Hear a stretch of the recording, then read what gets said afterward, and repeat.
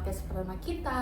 Aku Salasari di sini lagi gak sendirian nih guys, tapi ditemenin sama satu temen aku yang udah aku anggap banget kayak partner sendiri. Karena kita ini sering banget ya Kak ngebahas dan bicarain topik-topik yang bahkan kita mau ngebahas topik ini sekarang. Betul. Kita nih kayak satu passion guys, jadi memang sudah nyambung gitu kalau udah ngebahas topik sefrekuensi ini. bisa Iya, dibilang. betul banget. Boleh dong Kak kenalin? Boleh banget Kak Yufi. Halo semuanya, perkenalkan aku Aya Putri. Betul sekali yang dibilang Kak Yufi. Aku bakal menemani Kak Yufi untuk membuat podcast kali ini, teman-teman. Oke, selamat datang Kak Ila. Semoga kalian yang lagi nonton ini juga dalam keadaan baik-baik aja ya guys. Nah, di podcast kali ini tuh kita bakal ngebahas topik yang sebenarnya cukup klasik dalam hukum internasional, tapi sampai sekarang tuh masih sering jadi bahasan perdebatan dan masih jadi topik pembicaraan orang-orang, yaitu soal pengakuan negara dan kedaulatan teritorial.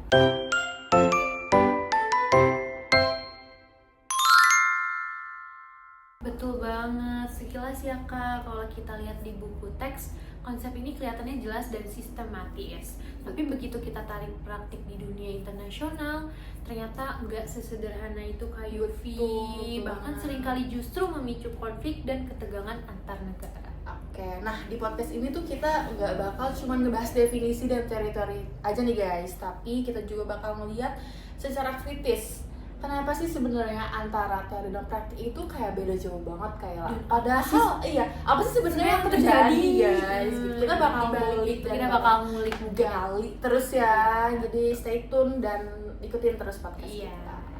Oke, kita mulai dari konsep dasarnya dulu kali Kak. Boleh banget. Nah, jadi secara umum pengakuan negara itu bisa kita pahami sebagai tindakan dari suatu negara untuk mengakui bahwa entitas tertentu itu layak dianggap sebagai negara yang sah dalam hukum internasional. Nah, tapi ada yang menarik loh Kak Yufi. Apa tuh Kak? Pengakuan ini sebenarnya nggak sesederhana iya atau tidak, teman-teman.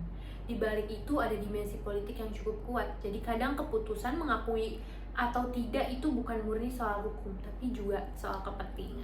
Nah, dalam teori hukum internasional sendiri itu kita bisa kaitin nih dalam teori ini. Kita punya dua teori guys. Bahkan mungkin kalian udah sering denger ya dalam teori ini. Jadi teori ini tuh ada dua, yaitu teori konstitutif dan juga teori deklaratif. Boleh jelasin dong Kayla, setahu Kayla apa sih teori tersebut? Nah, teori konstitutif itu beranggapan bahwa suatu negara baru benar-benar ada kalau sudah diakui oleh negara lain. Jadi eksistensinya itu bergantung pada pengakuan eksternal itu sendiri. Oke, tadi Kayla udah jelasin ya teori konstitutif. Sekarang aku mau jelasin nih teori deklaratif. Nah, teori deklaratif ini punya pandangan yang berbeda teman-teman. Jadi menurut teori ini, selama suatu entitas sudah memenuhi unsur-unsur seperti punya wilayah, rakyat, dan juga pemerintahan, maka dia tuh sudah bisa dianggap sebagai suatu negara itu sendiri tanpa harus menunggu pengakuan-pengakuan dari negara-negara lain. Nah, kalau dilihat secara normatif, banyak ahli hukum internasional lebih setuju ke teori deklaratif gak sih Kak Yufi? Betul Karena dianggap lebih objektif dan tidak terlalu bergantung pada politik. Nah, tapi realitanya apa Kayla? Kita tuh sering banget loh ngelihat bahwa pengakuan itu tetap jadi faktor penentu. Tanpa pengakuan, suatu negara tuh bisa ada, tapi sulit untuk berfungsi secara penuh di dunia internasional. Iya, karena dia belum diakui ya guys. Jadi sebenarnya kita agak sulit untuk mengakui negara itu. Betul. Nah, di titik ini juga kelihatan banget bahwa hukum internasional itu nggak sepenuhnya netral, teman-teman. Ada pengaruh besar dari kepentingan negara-negara yang punya power lebih. Nah, begitu guys. Sekarang kita move on ya ke topik selanjutnya. Boleh tau gak sih Kak, apa sih kita mau bahas topik apa ya teman-teman? Nah, mungkin sekarang kita masuk ke konsep kedaulatan teritorial. Ini adalah hak suatu negara untuk menguasai dan mengatur wilayahnya sendiri tanpa campur tangan pihak luar. Nah, tadi yang wilayah yang dimaksud sama Kayla itu mencakup daratan, lautan, sampai ruang udara teman-teman.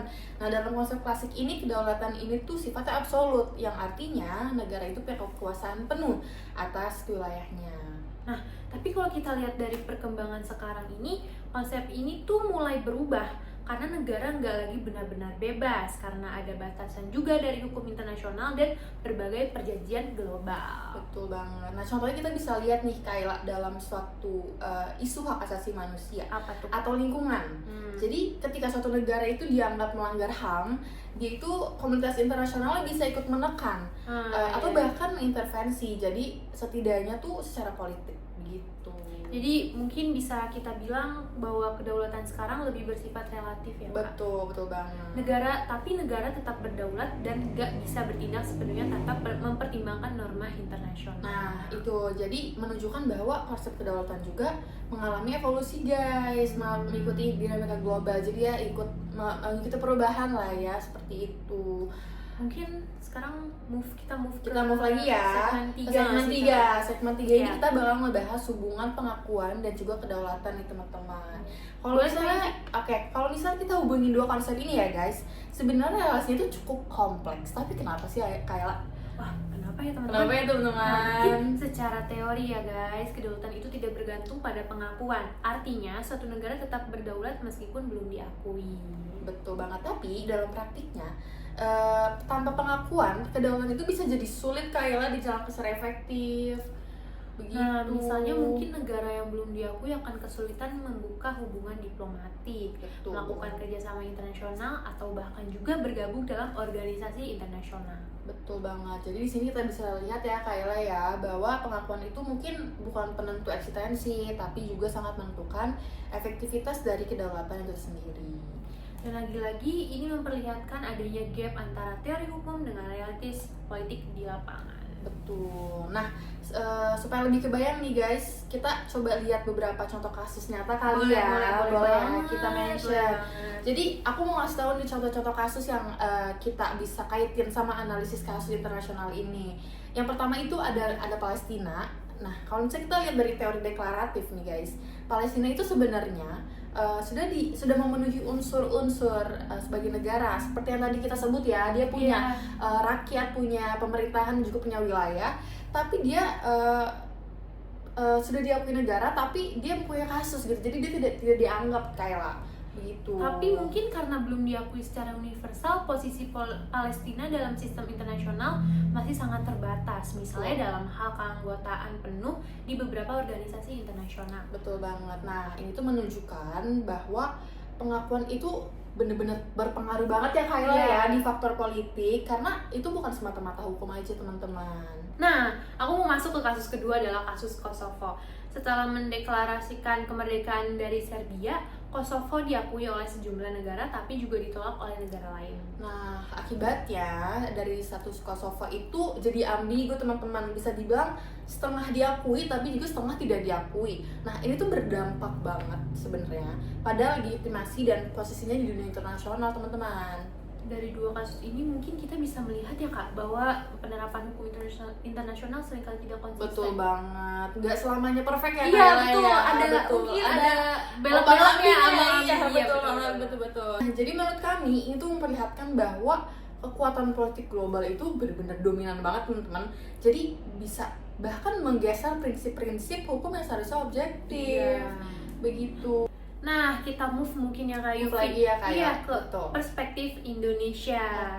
Kalau kita tarik ke konteks Indonesia ini, sebenarnya kita juga punya pengalaman yang relevan tau Kak Yufi. Boleh dijelaskan Kak Yufi? Nah, jadi guys, setelah proklamasi kemerdekaan tahun 1945 yang dimana itu adalah kemerdekaan negara kita ya, Indonesia itu sebenarnya tidak langsung diakui loh oleh dunia internasional sebagai negara yang utuh. Tapi kenapa sih Kak?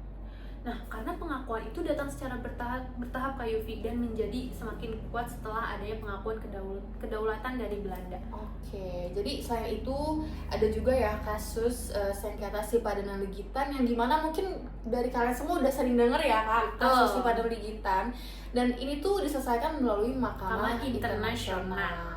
Mungkin dari kasus itu kita bisa lihat bahwa kedaulatan teritorial bisa diputuskan melalui mekanisme hukum internasional yang mungkin ya Kak Yufi, bukan hanya kekuatan militer atau juga politik. Nah, menurut kami itu menunjukkan bahwa meskipun ada pengaruh politik, hukum internasional itu sebenarnya tetap punya peran penting ya Kak ya, sebagai alat penyelesaian sengketa gitu. Jadi untuk refleksinya, kalau misalnya kita refleksikan, konsep pengakuan dan kedaulatan itu masih menyimpan banyak banget problem Kayla, banyak banget. Kita sebenarnya nggak bisa satu-satu di sini ya. Mungkin salah satunya yang paling terlihat adalah tidak adanya standar yang benar-benar objektif dalam pemberian pengakuan. Betul banget.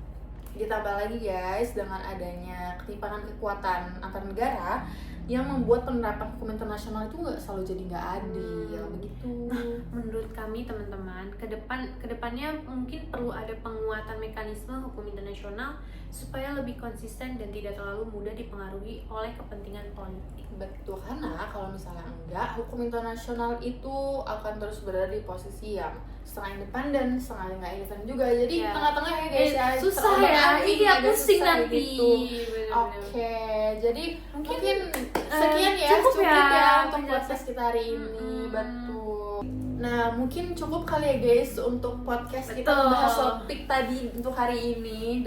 Dan sebagai penutupnya kita bisa simpulkan ya Kayla bahwa pengakuan negara dan kedaulatan teritorial itu adalah dua konsep yang berbeda. Sangat penting ya. Konsep yang sangat penting dan juga berbeda ya. Tapi saling berkaitan juga guys. Jadi dia nggak bisa jauh-jauh gitu. Sangat penting dan juga sangat berkaitan. Dan dalam juga hukum internasional. Betul banget. Namun dalam praktiknya ya mungkin keduanya tidak selalu berjalan sesuai teori karena adanya pengaruh politik global yang cukup kuat. Betul banget. Nah, dengan memahami hal ini, kita tuh bisa jadi melihat bahwa hukum itu bukan hanya soal aturan guys, tapi juga soal kepentingan dan kekuasaan. Nah, mungkin cukup ya teman-teman. Semoga teman-teman. pembahasan kita hari ini bisa nambah perspektif baru buat kalian semua. Betul. Semoga dengan adanya podcast ini kalian bisa lebih wawasannya lebih cukup luas lah ya, karena kita membahas agak dari dasar sampai ke kasus-kasusnya juga. Mungkin kalau ada kekurangannya mohon maaf ya teman-teman. Terima kasih sudah mendengarkan dan menyempatkan waktu kalian untuk menonton podcast kita. Iya, semoga enjoy nontonnya. Terima kasih guys. Dan sampai jumpa episode berikutnya. Bye.